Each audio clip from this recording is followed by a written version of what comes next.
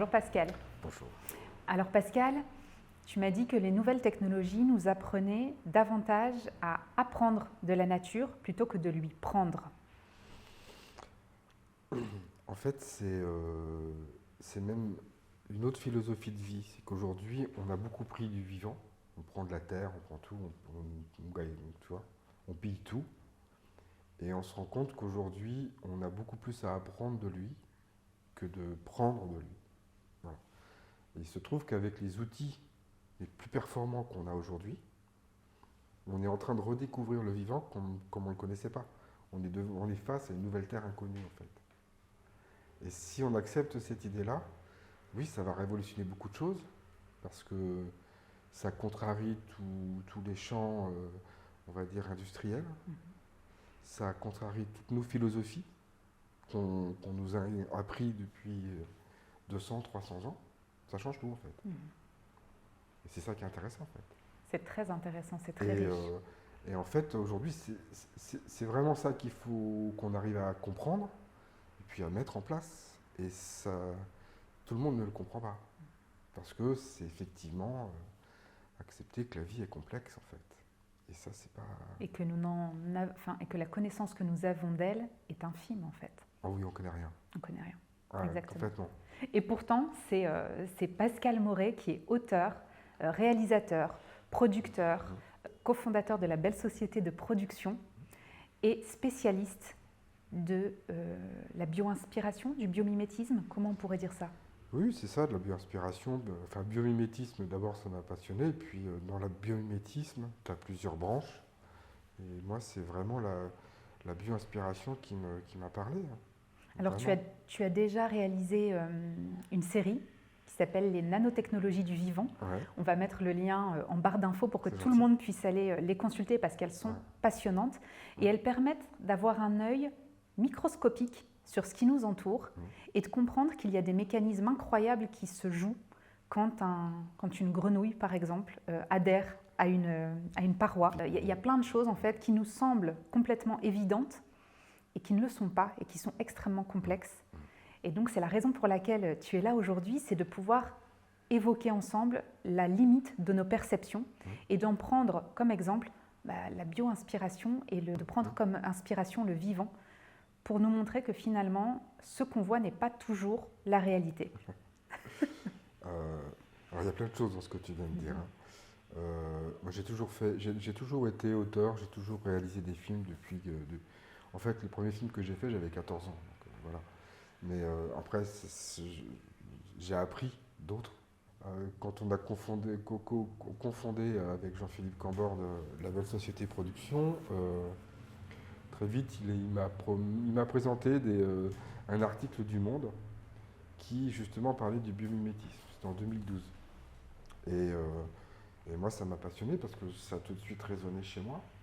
Donc on a construit ensemble Nature égale futur, qui était une série sur le biomimétisme, c'est-à-dire comment s'inspirer du vivant, tout bêtement. C'est-à-dire, en étudiant des particularités du vivant, qu'est-ce que moi je peux créer avec ça? Qu'est-ce que ça peut me donner? C'est ça le biomimétisme. Si tu veux, ce qui s'est passé, c'est pour moi en tous les cas, c'est que j'ai fait 30 films de la série. Et au bout de 30 films, j'ai compris qu'il y avait un grand danger avec ça. Qu'effectivement, cette pensée de pouvoir s'inspirer du vivant et d'utiliser toutes les sciences pour essayer de comprendre ce qu'est le vivant, ça pouvait être aussi très mal utilisé et ça peut être dangereux. Voilà. Et donc c'est pour ça que moi j'ai arrêté ça et je me suis plutôt tourné vers, vers des chercheurs qui étudiaient les particularités du vivant. C'est la bio-inspiration. C'est-à-dire, moi je ne cherche pas à comprendre quelle personne va utiliser tel machin, telle particularité du vivant. Je vais surtout m'intéresser à l'espèce et de voir qu'est-ce qu'on découvre d'elle. Mais ce qu'on découvre d'elle avec les outils du moment. C'est-à-dire qu'aujourd'hui, on va au nanomètre, on va même sub-nanomètre. On va au fin fond de l'espace. Tout ça, c'est une échelle de grandeur où on a aujourd'hui des outils qui nous permettent d'observer, de regarder, de comprendre toutes ces particularités, en fait. Et c'est là qu'on voit que le vivant a des stratégies, a des mécanismes, simplement pour s'adapter à son milieu, qui sont extraordinaires et qui effectivement nous amènent à, enfin, nous inspirent très vite. C'est ça. Voilà. Il n'y a pas longtemps, tu me disais finalement, c'est un fait établi, mais les espèces qui sont là aujourd'hui sont celles qui ont su le mieux s'adapter. Et la question était, qu'est-ce qu'elles ont déployé comme stratégie pour s'adapter à leur environnement et qu'est-ce qui fait d'elles, qu'est-ce qu'elles ont en termes de qualité intrinsèque qui font qu'elles s'adaptent, elles se développent et elles continuent d'exister. Est-ce que tu as un exemple à me donner sur...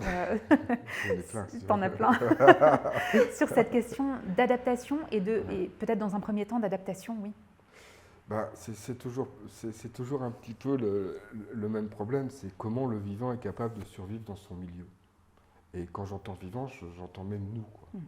Même si pour moi, nous, on a un peu perdu certaines choses. Mais en tout cas, comment le vivant fait. Alors, tu peux prendre tous les éléments, les 4 éléments, hein, l'air, le feu, la terre et l'eau, et tu regardes comment ces espèces s'adaptent à ça.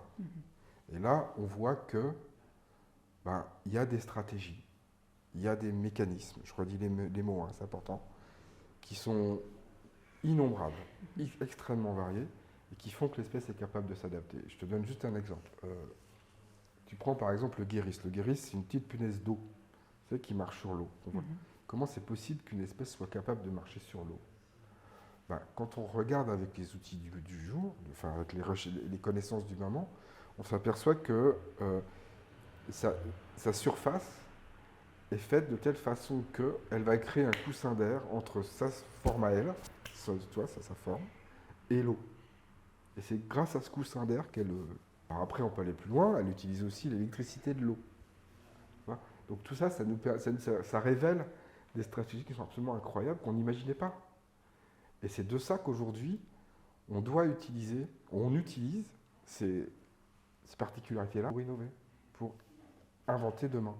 Alors, qu'est-ce qu'on peut dire? On peut dire que tout ce qui est vivant sur Terre, c'est fait avec rien. D'accord? En tout et pour tout, il y a 6 éléments atomiques qui sont à la base de tout. Vraiment 6 éléments atomiques qui ont tout fait. Et après, c'est que du saupoudrage d'autres éléments. Par exemple, nous, aujourd'hui, notre société, on utilise 94 éléments, voire plus. Voilà. Le vivant, lui, n'en a utilisé que 6. Le carbone, la chitine, enfin, il y en a plein comme ça. Voilà. Donc, comment il a fait? Comment c'est possible de faire quelque chose comme on a aujourd'hui, comme elle vivant, avec rien? Et ça, c'est des nouvelles découvertes.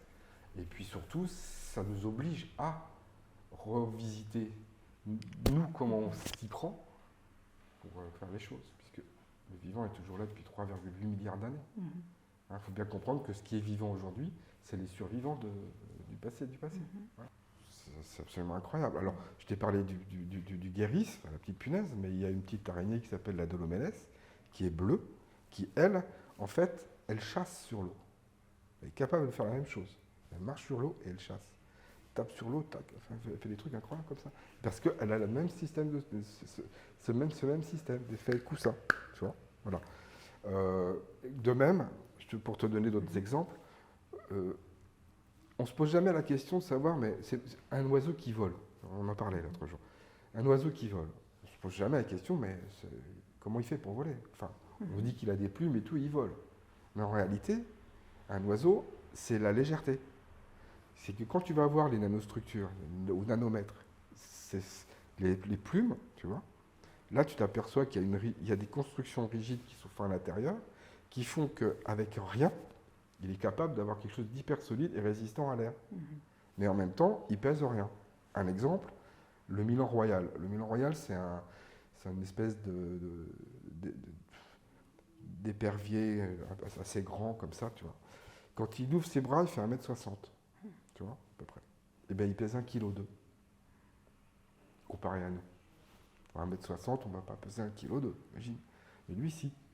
Et donc, du coup, quand tu regardes à l'échelle, c'est-à-dire à la structure même, à la structure de la chose, c'est fait de vide. C'est que des petits arcs qui sont collés les uns entre eux, mais dans du vide. Et après, tu remontes, c'est pareil. C'est à toutes les échelles, à toutes les dimensions, tu vas retrouver le même principe. C'est ça qui fait que... Et ça, on ne peut pas le percevoir à l'œil nu. Notre œil d'être humain ne peut pas le percevoir. Non. le nanomètre, c'est le millionième du millimètre. Tu vois, D'accord. si tu mesures 1 millimètre, tu prends 1 million plus petit. Donc non, on ne le voit pas. Donc ce que tu disais au tout début, Ouais. finalement, on l'illustre encore une fois là, c'est-à-dire que on pense voir et connaître des choses, alors que notre vue elle-même est limitée. Alors ça, c'est exactement ça. C'est-à-dire, toujours en analogie, hein. Tu prends par exemple l'arc-en-ciel. En arc-en-ciel, on voit du rouge au bleu, en passant par le jaune, l'orange, le vert. On voit les 7 couleurs de l'arc-en-ciel. Ok. Mais en vérité, il y a l'ultraviolet qui est derrière, et de l'autre côté, dans le rouge, tu as l'infrarouge. Et ça, c'est une dimension qui est énorme. Nous, on ne voit que ça par rapport à ça. D'accord. Tu vois? Et Donc en fait, la réalité de l'arc-en-ciel est beaucoup plus grande que celle qu'on perçoit. Oui, oui. Est-ce que ça veut dire qu'il y a une gamme de couleurs aussi différentes qu'on ne perçoit pas dans un Mais arc-en-ciel? la vraie couleur du soleil est verte, D'accord. tu vois, par exemple. Et nous, on le voit jaune. Pourquoi? Parce que nos yeux, on n'a pas, on n'a pas la capacité de voir ces dimensions-là. C'est ça qui est intéressant. C'est que nous, on est dans nos propres capacités. Mais la vie n'est pas dans... C'est pas vrai. Le vivant, il y a d'autres phénomènes qui se produisent et qu'on ne voit pas. Par exemple, nous, on ne se pose pas la question de comment fabriquer une couleur. Enfin, très peu, à part les artistes, si tu veux. Voilà. Mais en fait, on ne se pose pas cette question-là. Et comment fait le vivant pour être... Comment un champ peut être aussi beau de couleurs, quoi, le printemps, quoi, comment c'est possible, ça? En fin de compte, on sait aujourd'hui que le vivant, la nature, a 2 principes pour créer de la couleur. Tout ce qui va de orange, jaune, rouge, c'est fait avec du pigment. C'est-à-dire, le pigment, comment c'est fait? C'est en fait, à l'état larvaire, ils mangent des choses très toxiques, et donc, ils rejettent les toxiques sur leur corps. Ça fait des pigments. C'est ce que tu m'avais expliqué, notamment avec l'histoire de la fleur et des pigments qu'elle envoyait. Donc en fait, l'attrait des insectes ou des abeilles pour venir butiner la fleur n'était pas uniquement olfactif tel qu'on pourrait l'imaginer, mais il dépend des pigments révélés par la fleur. Donc, c'est ça? tu vois, les couleurs de l'arc-en-ciel, c'est du orange-vert c'est fait par des pigments. Et en fait, tout ce qui est bleu, c'est des structures. C'est-à-dire, c'est comme des os. Mais c'est la formation de cette structure, tu vois, qui, en reflétant la lumière, va envoyer du bleu. D'accord. Nous, tu vois, ça veut dire que c'est une sorte de matière, en fait? Oui, c'est une matière. C'est juste la lumière du soleil qui tape dessus, qui est reflétée à des longueurs d'onde qui nous bleu, enfin qu'on voit bleu, etc. Donc moitié pigment, et moitié structure. Voilà. Voilà les 2 principes qui... Et par exemple, le vert, on voit souvent que c'est à la fois du pigment et des structures. C'est incroyable, c'est incroyable, mais c'est pourtant ça. Voilà. Donc tout est fait comme ça, enfin, en matière de couleurs, c'est les couleurs du vivant. Pour aller plus loin, c'est que nous, on voit les couleurs de l'arc-en-ciel, d'accord? Mais tu as aussi des espèces qui ne voient pas tout ça. Par exemple, les oiseaux voient dans le bleu et l'ultraviolet. Tout ce qui est orange, jaune, vert et rouge, ils ne le voient pas. Tu vois? Et à contrario, si on prend un serpent, puisqu'on parlait du serpent tout à l'heure, le serpent, lui, ne voit pas du bleu à l'ultraviolet. Il voit tout ce qui est rouge, jaune. En fait, il voit la chaleur. L'oiseau ne voit pas forcément la chaleur. Donc quand un oiseau, par exemple, il y a des papillons. Pourquoi un papillon, des papillons jaunes par exemple, ou blancs comme la pierrite, en fait l'oiseau va s'en méfier. Parce que le jaune, ça veut dire que c'est du pigment. Donc du coup, le jaune qui ne sait pas, il va y aller, mais il ne va pas la prendre à ses dépens. C'est-à-dire qu'il va passer un sale quart d'heure. Le papillon va peut-être mourir, on est d'accord. Mais il sait qu'après, il n'y touchera plus. Donc c'est un moyen qu'a trouvé l'espèce papillon jaune de se protéger de ses prédateurs, qui est l'oiseau. Alors c'est extrêmement intéressant ce que tu dis pour faire les parallèles avec nous.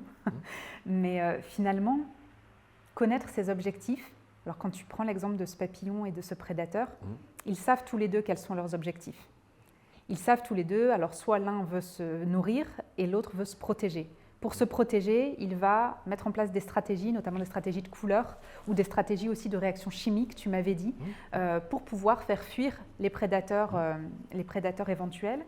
Et de l'autre côté, on a un prédateur qui va vouloir se nourrir et qui finalement va voir la couleur de la chaleur dégagée par l'animal pour pouvoir se nourrir. Et du coup, finalement, chacun a développé des stratégies dans le périmètre qui est le sien, c'est-à-dire soit survivre, soit se nourrir. Et nous, les êtres humains, finalement, on revient à la même chose en termes de bio-inspiration, c'est-à-dire que si on n'est pas clair sur nos objectifs, sur ce qu'on veut conduire dans notre vie, et bien finalement, on ne va pas forcément déployer les stratégies adaptées à notre objectif. Absolument. Et donc, on ne va peut-être pas percevoir la chaleur rouge si c'est se nourrir qu'on cherche, par exemple. C'est ça. Mais enfin, quand on écoute ton discours, ça semble évident et pourtant, c'est des choses qu'on n'applique pas non plus à nos comportements, à nos manières de voir le monde, à nos manières d'exécuter nos actions. Et pourtant, c'est extrêmement criant dans ce que tu décris là. Tu vois, par exemple, il y a un autre phénomène, une autre observation qui est super intéressante. C'est qu'on est capable aujourd'hui de découvrir la vie 10 km sous les océans. On sait qu'il y a de la vie, voilà. Mais on sait aussi qu'il y a de la vie à plus de 10 km, 15 km au-dessus de nos têtes. Donc c'est tout sur toute cette bande-là, il y a de la vie partout. Et nous, on ne le voit pas. On ne voit qu'à notre niveau à nous. Il faut bien comprendre. Et on fait partie de ce maillon-là. S'il y en a un qui disparaît, ça va avoir des trucs en chaîne, mais la vie sera toujours là sur ce truc-là. Tu vois, c'est ça aussi qu'il faut comprendre. La perception, c'est aussi ça. Comprendre qu'on fait partie de ce tout vivant. Cette planète, on a la chance que cette planète a permis la vie de se développer. Ça, c'est une question d'énergie. Ça revient aussi à la notion de fréquence. Quelle fréquence je renvoie moi-même en tant que personne parce que dans le monde du vivant, il y a aussi cette question, on parlait aussi de bioluminescence, il y a un documentaire qui est à venir qui s'appelle « C'est beau, la forêt, la nuit », une série qui en découlera qui s'appelle « Les Lumières révélées ». Dans ce documentaire et dans cette série, tu as essayé de mettre en avant la vie nocturne dans la forêt et tout ce qui ne se révélait pas à l'œil en plein jour et sans nanotechnologie. Alors en fait, pourquoi la nuit? Parce qu'effectivement, dans le noir, nous, on ne voit pas. Mais par contre, dans le noir, il y a plein de choses qui se voient, que nous, on n'a pas la capacité, par nos yeux, de voir. Alors on utilise des outils pour éclairer, par exemple, des UV, et là, il y a des choses qui apparaissent.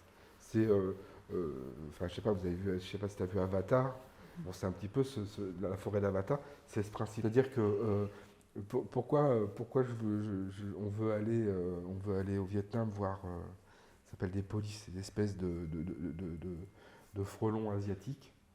C'est qu'en fait, on a découvert à travers cette espèce l'animal terrestre qui brille le plus en bioluminescence. Vraiment, il n'y a pas mieux. Même en plein jour, hein, c'est ça qui est terrible. C'est que même en plein jour, il est clair comme pas deux. Donc après, une fois qu'on découvre ça, ce qui est intéressant de savoir, c'est comment il fait ça et pourquoi il fait ça. C'est le pourquoi qui est compliqué. C'est qu'on peut imaginer plein de choses. On sait par exemple que tu as des espèces qui vont bioluminer, fluorescer, luminescence ou bioluminescer pour se cacher. On utilise la lumière pour se cacher.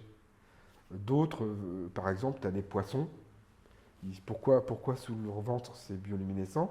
Parce que quand ils éclairent, le prédateur qui peut être en dessous, avec la lumière ambiante du dessus, tu vois, c'est plus clair, donc il se confond. Donc ça, c'est le camouflage. Tu as aussi, si on prend les fleurs maintenant, puisque tu parlais des fleurs tout à l'heure, on sait qu'aujourd'hui, alors c'est à Cambridge je suis allé là-bas pour le voir, on sait aujourd'hui que les fleurs émettent des lumières pour diriger le pollinisateur qui vient se poser sur elles. Une espèce de GPS naturel, tu vois. C'est complètement dingue, ça. Et ça, c'est parce qu'on ne savait pas, on a découvert ça. Donc du coup, oui, tout est fait pour permettre au pollinisateur de se poser, et même la souplesse tu vois. Pourquoi une fleur c'est souple? C'est pour faciliter et pour adoucir le choc de le pollinisateur qui vient polliniser, tu vois. Parce qu'on sait qu'en pollinisant, elle va ramener les pollens sur d'autres plantes qui vont fertiliser, qui vont produire d'autres fleurs, tu vois. Alors, il y a plusieurs choses sur lesquelles j'aimerais revenir dans ce que tu viens de dire qui sont extrêmement intéressantes.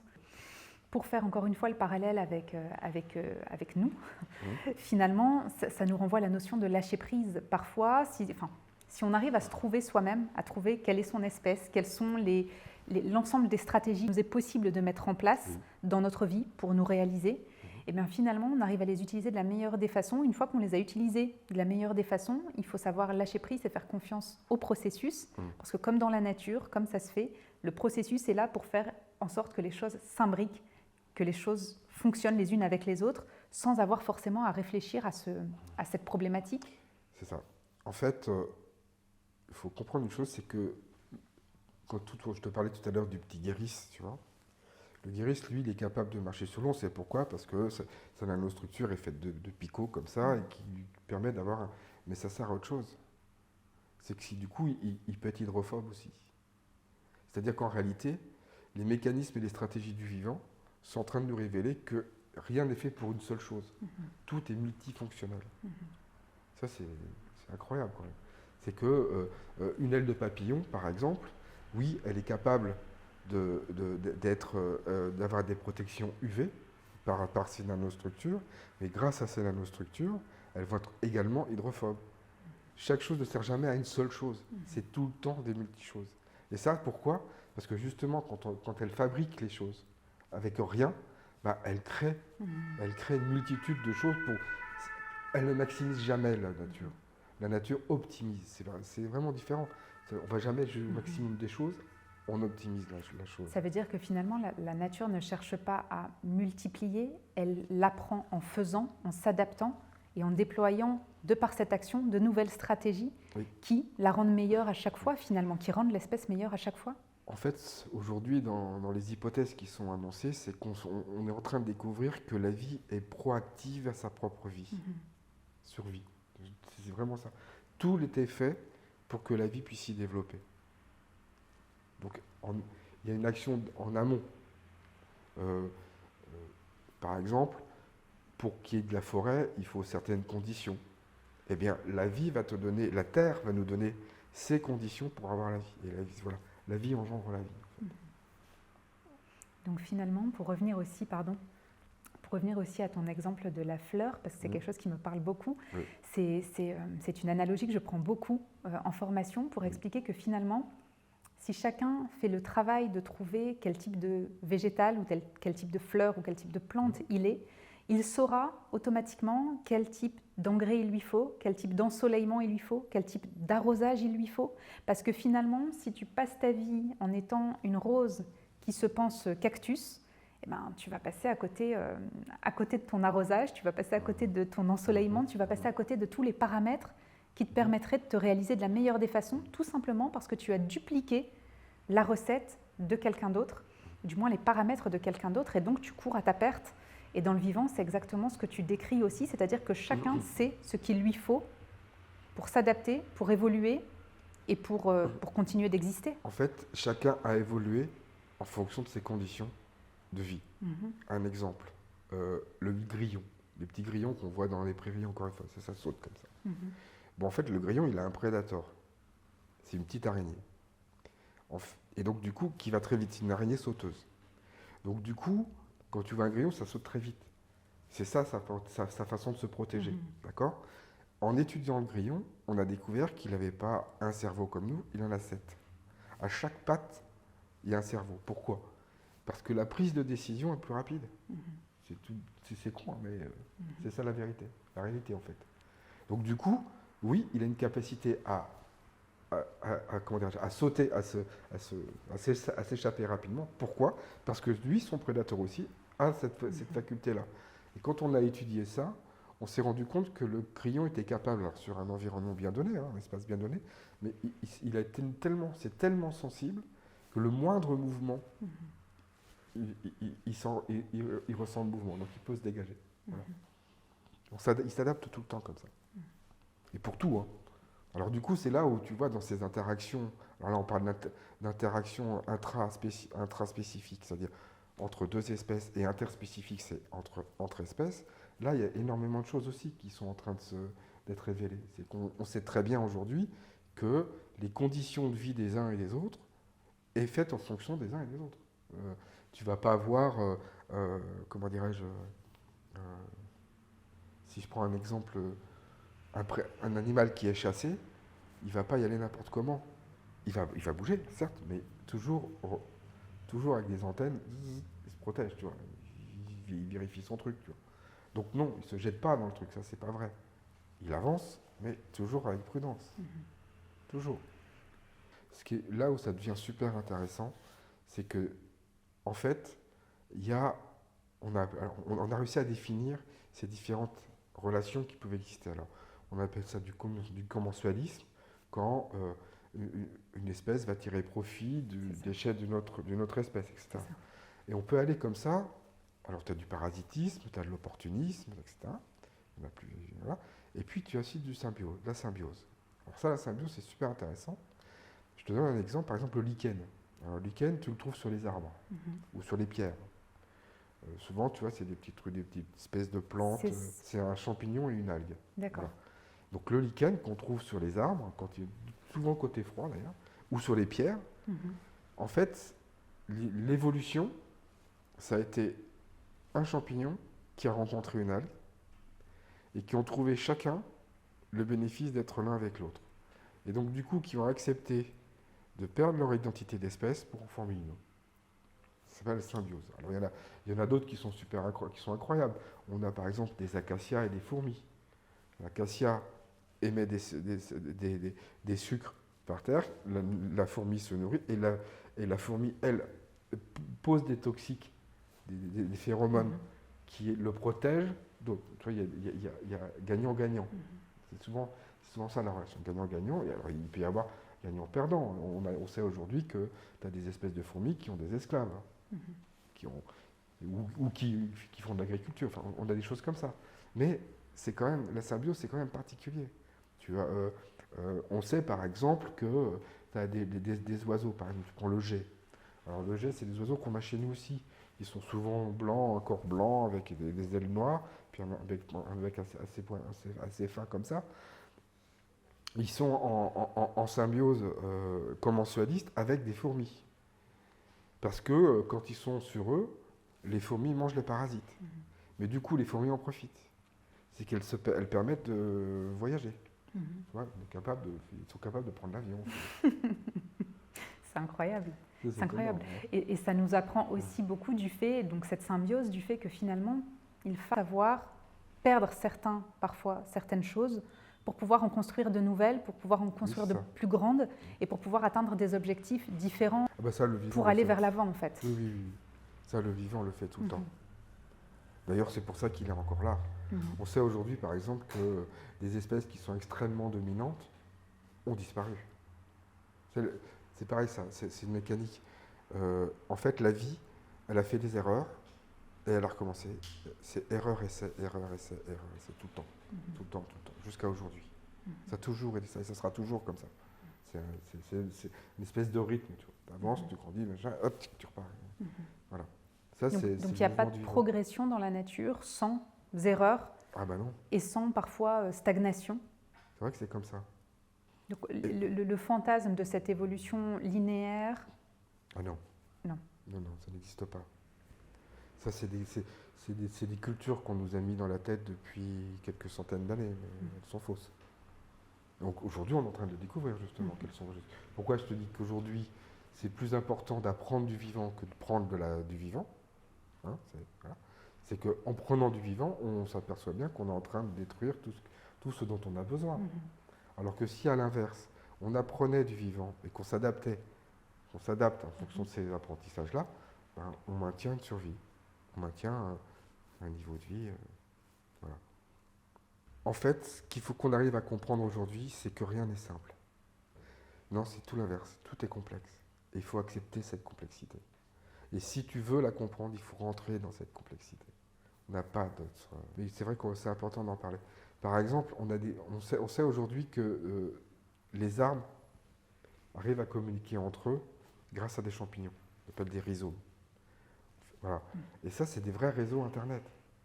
C'est qu'on sait aujourd'hui que les forêts communiquent entre elles, les arbres communiquent entre eux par ce biais-là.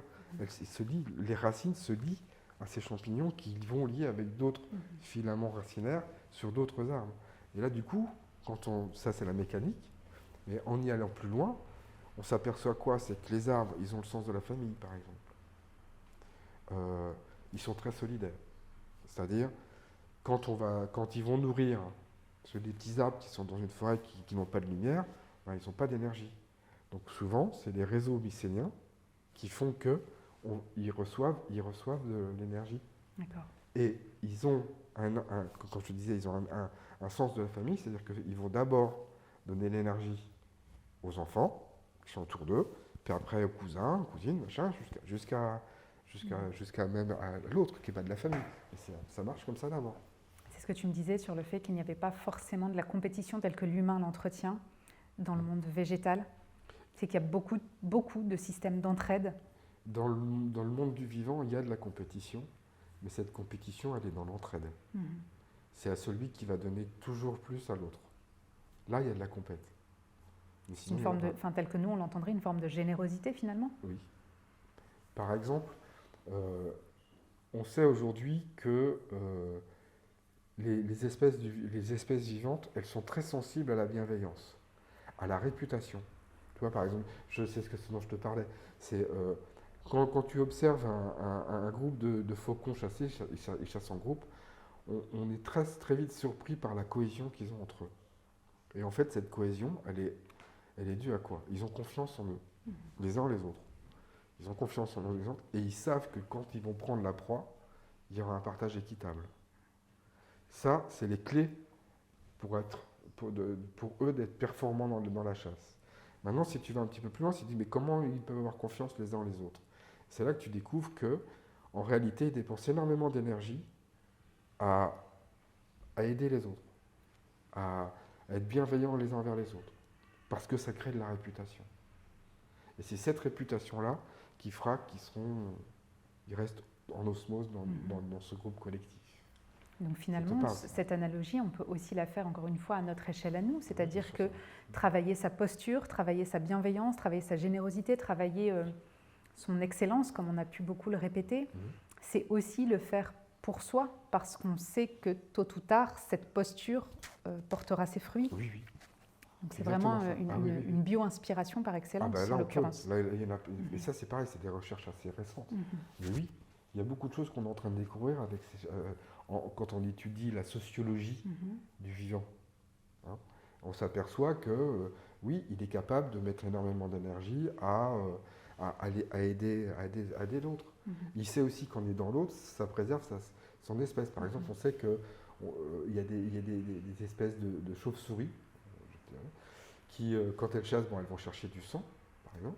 Et puis quand elles reviennent dans leur nid, elles vont partager leur récolte avec ceux qui n'ont rien pris.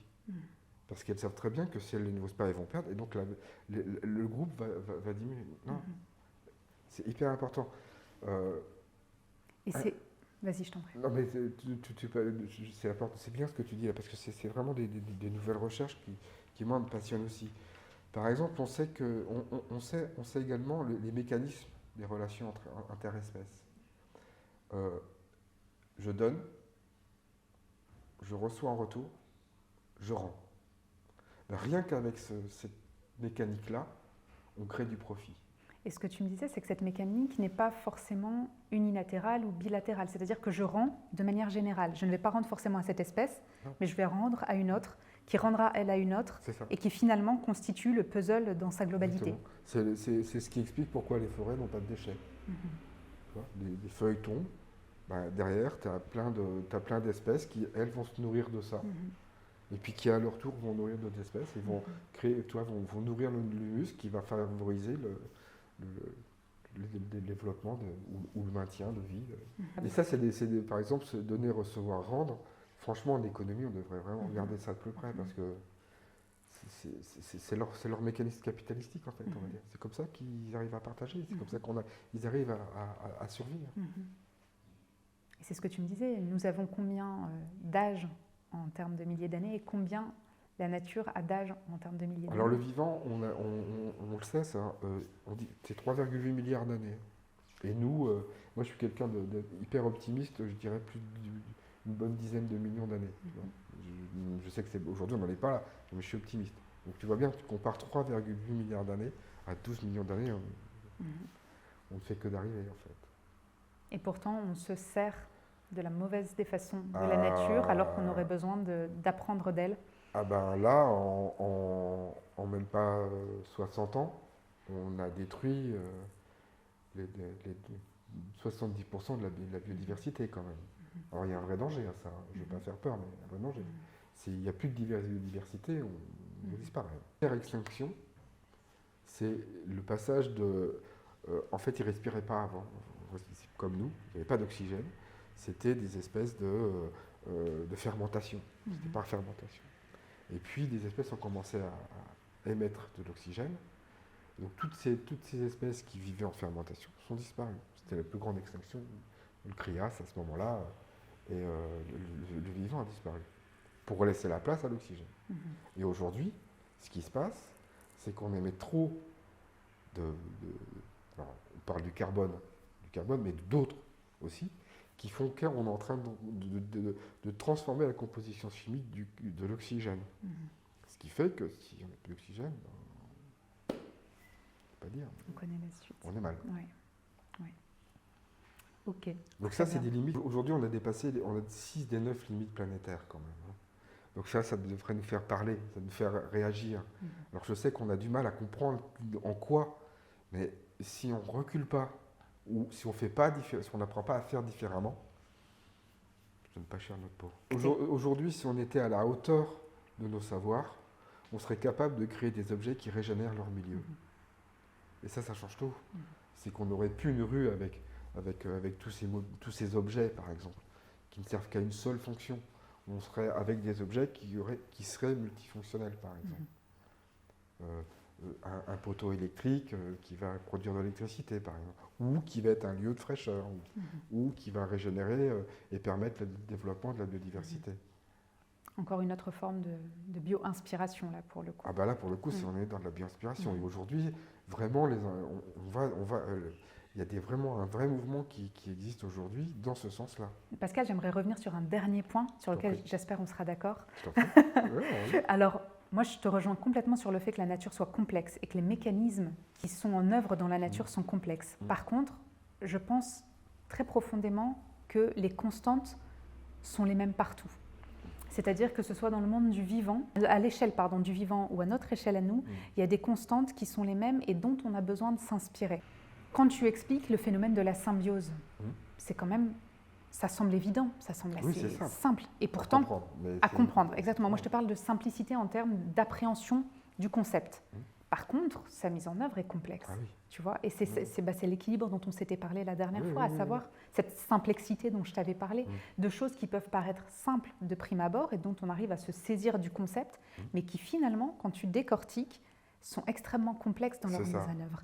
Cette focale sur le nano nous permet de comprendre cette complexité d'un phénomène qui peut paraître simple et évident, comme tu disais, sur le fait que l'oiseau vole, ok, il vole, c'est de l'air, ça a l'air très simple. Et pourtant, quand tu décortiques les raisons qui il peut voler, tu te rends compte que c'est quand même complètement incroyable. Oui, c'est ça. Et donc, c'est sur ce point-là que je voulais revenir sur le fait qu'effectivement, les concepts peuvent paraître simples, sont simples à appréhender, mais que les mécanismes qu'il faut pour les construire sont complètement complexes et complètement riches aussi, on peut dire. Il faut bien comprendre que ce qui nous semble simple, en fait, ne l'est pas. Exactement. Ça, c'est vrai. Exactement. Mais justement, le problème, c'est de voir, enfin, je pense, on a voulu aller trop dans le simple, alors que c'est pas vrai. Si tu apprends dès le départ que les choses sont compliquées, et que oui, ça te demande un effort, mais le vivant a besoin de faire cet effort aussi. Tout le monde, c'est la vie, ça. Malheureusement, il faut l'accepter comme ça. Alors, peut-être qu'on changera aussi les choses. Tu vois, par exemple, ce qui peut paraître évident. Tu as des espèces qui ont besoin de carbone, par exemple, de minéraux. Tu verras pas une espèce, il n'y a pas une espèce sur Terre qui va faire des mines, qui va creuser la pierre. Elle va toujours prendre ce qu'il y a auprès d'elle. Ça aussi, c'est super important. C'est qu'en fait, tout s'est fait avec ce qui nous entourait, ce qui l'entoure. Il ne va pas chercher à 100 000 km des choses pour le faire. Non. comme l'animal qui va se nourrir uniquement de ce dont il a besoin à l'instant T pour survivre et ne pas faire forcément d'espace congélation dans son, dans son frigidaire pour pouvoir mettre de côté, entre guillemets. Tout est fait localement. Avec localement ce qu'on et a sur sous les l'instant mains. T, exactement. Tu vois, et en fait, pour moi, c'est ça le génie. C'est vouloir, c'est ce qui existe entre le vouloir et le pouvoir faire. Le vouloir faire et le pouvoir faire. C'est là qu'il y a du génie. C'est comment j'ai besoin de me nourrir, comment je fais et avec quoi je le fais. Le vivant ne va pas chercher. Tu me permets de conclure avec cette analogie encore une fois sur le fait que finalement, on a tendance à faire aussi parfois des projections qui sont parfois très difficilement atteignables, ou du moins qui demanderaient un effort beaucoup trop important, ce qui va faire que dans la durée, on va laisser tomber, on va baisser les bras. Et si on s'inspirait du vivant, tel que tu viens de le dire, ce serait finalement de regarder maintenant, tout de suite, qu'est-ce que je peux faire à l'instant T, en fonction des ressources qui sont les miennes à l'instant T, pour passer à l'action et avancer davantage vers mon objectif. Et la force créatrice, c'est justement cette capacité de bien définir ce qu'on veut et de pouvoir le faire. Et d'avoir les moyens de le faire. C'est là que ça se passe. Et il n'y a pas besoin de quelqu'un d'autre. C'est déjà de le faire soi-même. Alors, après, il faut accepter ses erreurs. C'est super important, ça. Ça fait partie du processus. Ah bah oui. Complètement. L'erreur est essentielle. Il faut... tu retrouves ces analogies-là dans l'art, par exemple. Qu'est-ce qui fait qu'une œuvre d'art t'exalte? Pour moi, l'art exalte. Celui qui l'a fait, avant de faire son trait, il ne l'a pas fait d'un coup, son trait, c'est pas vrai. Il a passé des heures et des heures à se tracer. Il a fait des heures pour faire son personnage, pour faire son arme. Je renvoie à Léonard de Vinci pour ça. C'est vraiment ça. C'est comment tu t'exerces, comment tu apprends. À un moment donné, je vais te montrer quelque chose. C'est ça qui est bien. C'est l'acte accompli, l'acte ultime, l'acte accompli. C'est ça. Okay. Mais jamais tu n'arriveras à faire un marathon si tu n'as pas déjà couru. Bien sûr, bien sûr. Voilà. Bon. Pascal, merci beaucoup. On va mettre toutes les infos en barre d'infos si on veut suivre les actualités te concernant. Et ce que je propose aussi, c'est que les personnes intéressées nous mettent en commentaire les sujets sur lesquels ils aimeraient t'entendre.